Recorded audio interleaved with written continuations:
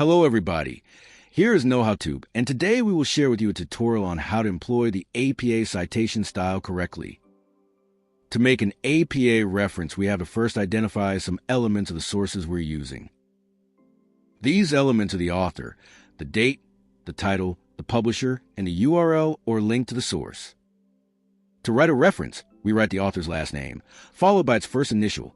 Then, we put the date of the publication. This should be included within a parenthesis. Next, we put the title of the source and the publisher. And lastly, we put the link to the source from where the information comes from. Here you can see an example of a reference using the elements mentioned before. When referencing two authors, we basically use the same format, but we include a comma after the initial of the first author, followed by an ampersand. Then we put the second author last name and first initial.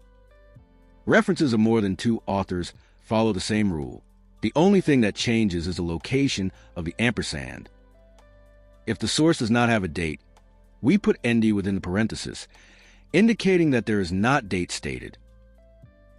Likewise, if the author is missing, we put the publisher as the author in the references.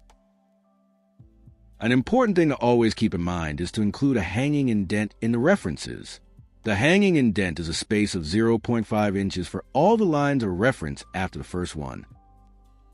To make a hanging indent in a Google Doc, you just have to select the text you want to indent, go to Format, click on Align and Indent, Indentation Options, and in the section of Special Indent, select Hanging and assign it a value of 0.5. Click Apply and your reference will be now in the right format. Another important consideration is to always keep an alphabetical order in your references. Here is an example of an incorrect reference because the first citation starts with AB, while the second one starts with an A. This will be the correct version of the previous example. Lastly, remember that it is important for you to properly citate all the sources you use in your writing. If you have questions about making references, don't hesitate to look for information on the internet nor asking for help. This is all for today's video. Thanks for watching and give us thumbs up if you want a second part.